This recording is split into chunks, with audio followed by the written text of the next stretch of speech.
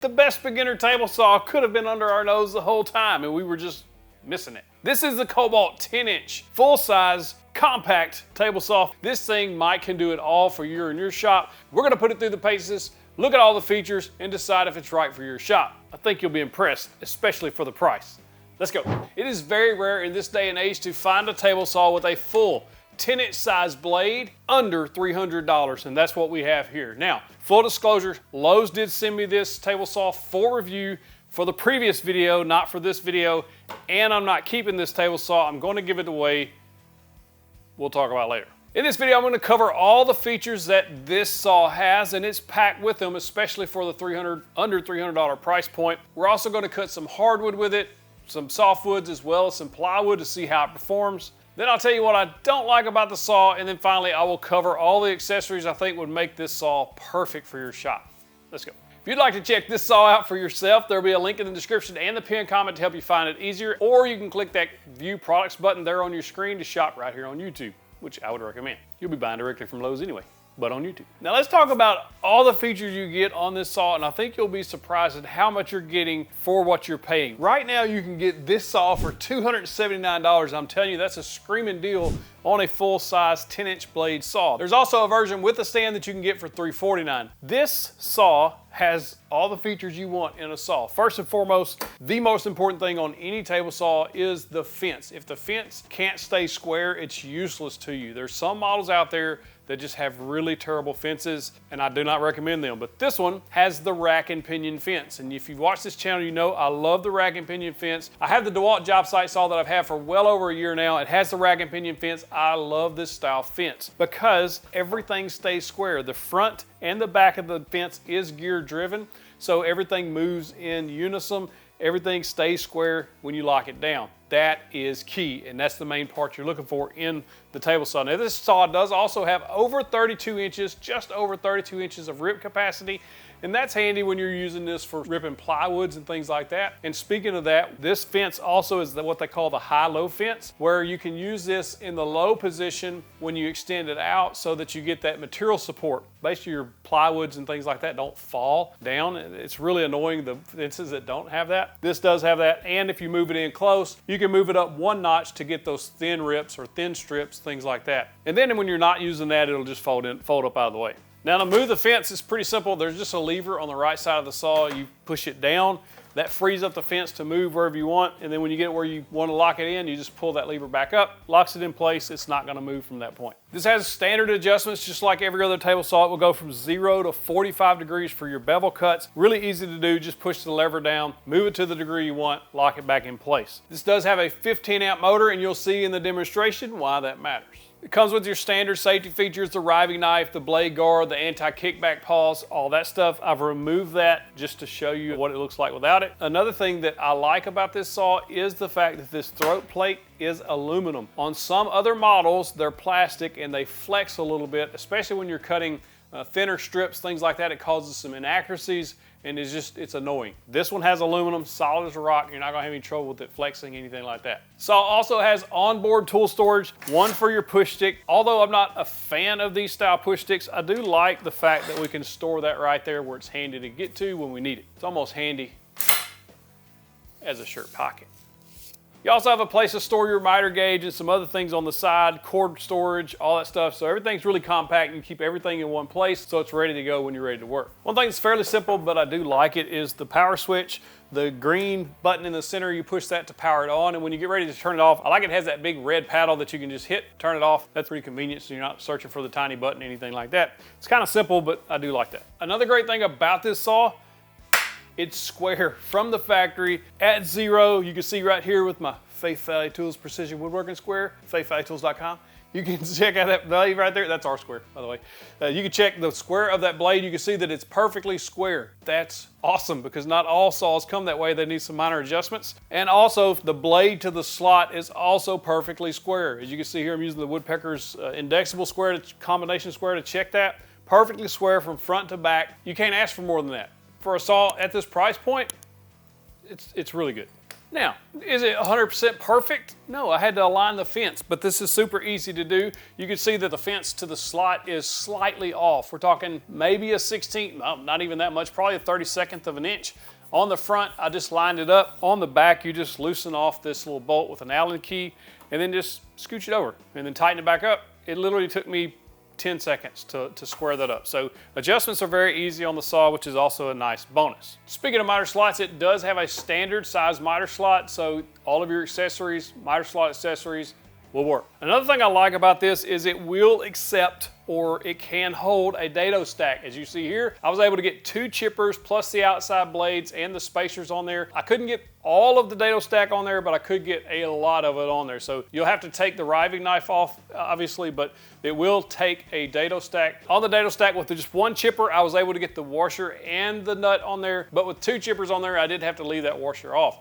And yes, I said washer. However, you will need to either make or find another throat plate if you're going to use your dado stack with this, which you should be able to make one fairly easily by tracing this one and just using that as a template. Now let's talk about how the saw performs overall through different materials, and then we'll get in what I don't like about the saw, and then some accessories that'll take this saw to the next level for you. First, how does it perform? For cutting hardwoods, softwoods, sheet goods, like, you're not gonna have any trouble. I powered through this almost 1.5 inch piece of walnut without any issues at all.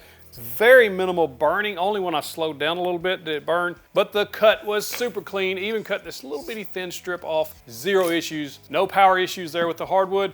I didn't think there would be with the 15 amp motor. Now with the softwoods, same thing, powered right through that, no issues at all. And then of course, if you're cutting plywood, sheet goods, things like that, it's gonna perform on those thinner materials too. One thing I did notice, the throat plate is a bit wide. If you can find a 0 clearance plate for this or make your own, that would probably help keep those small pieces kind of fall down in there. Pretty common on any throat plate that's not a 0 clearance. Dust collection overall is not bad for a saw in this price range. All I did was hook it up to my Festool dust extractor, so we're not getting massive amounts of airflow, but we are getting a good CFM through there. Collects is just fine. You get a little bit of sawdust coming off the top of the blade, but other than that, it's doing a really good job with dust collection at this price point. And I say that because under $300, you can't expect everything to be 100% sunshine and roses. So far, it's an impressive saw. Now, before I tell you about the accessories that will really level this saw up, what I don't like about the saw, and there's a couple of things here. I know we can't expect perfection at $279, but these could be better. First and foremost, as with any job site saw, even the $4,000 saw stop over there, it comes with a really bad or not great miter gauge. That's common practice on almost every table saw other than probably Harvey. These are just not, they're not, I don't know why they put them in there. They should just leave them off and just save that money. The main problem with this is the adjustability and the accuracy. As you can see, there's a little bit of slop here in the miter slot, and there's no way to tighten that into the slot so that you get it super accurate. That's gonna throw your cuts off no matter what you do. So I don't really care for that. There's a better option that we'll talk about in the accessories part. Next up is the blade. It's a pretty decent blade for this price point. It'll get you by, especially when you first start out. I wouldn't recommend like buying this saw and a blade. Just get the blade, see if it's gonna cut good for you, and then if not, then you can grab a blade. I think it'll do a decent job out front, but it's not the greatest blade that I've ever used. Even higher end saws come with really not great blades, so that's not really expected here. But I would like to see one on there. I mean, why not? If we can wish for it, we may not get it, right? So I would like to see that be a better blade, but it is what it is, as the young people say. And next up is the push stick. I'm not a huge fan of these push sticks, although I do like how it stores in the front of there. It's really handy that it's there. I just wish that it was a better option for push sticks, but that's common on all of these style saws. They send these very cheap push sticks with them, and I'm just not a fan of them. Now there's 5 accessories here that will really, really level up this saw for you.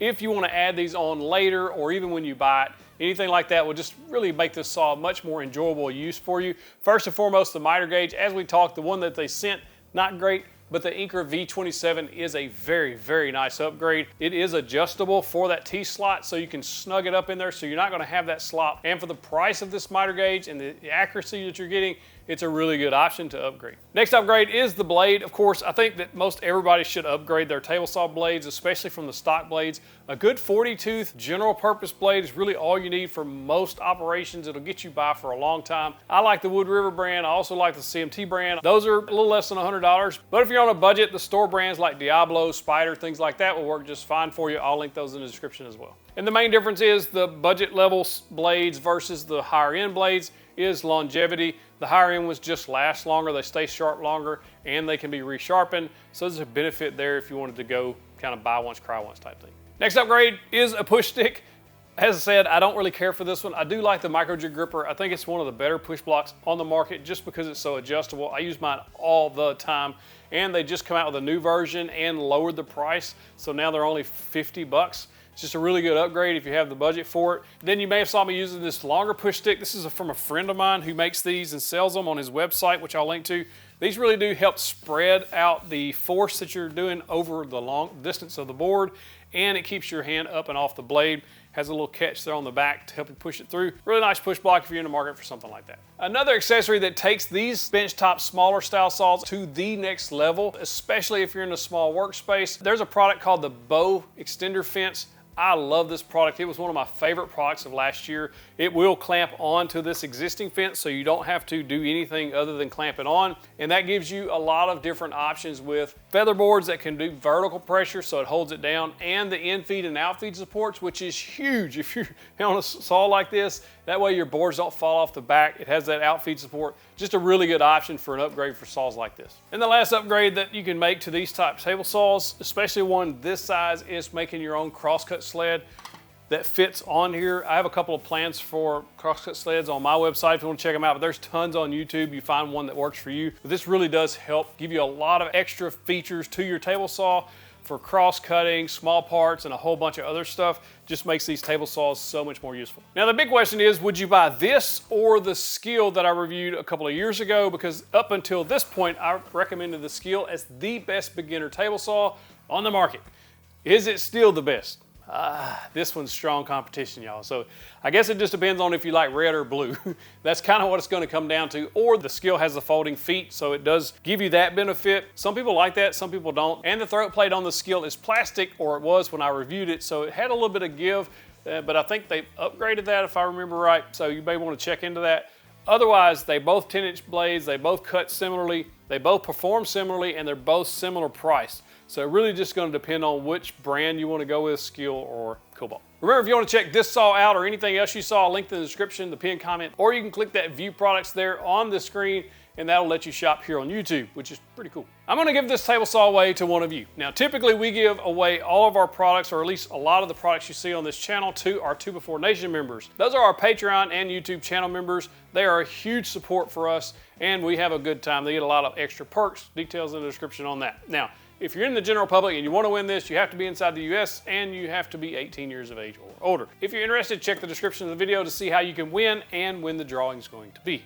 It's usually on our live show, Tuesday night, 6 p.m. Central Time. But there'll be a date down there. If you like this video, you got to check out that Skil table saw review I just mentioned so you know which one's best for you in your shop. Click in that box, get you the big old virtual fist bump.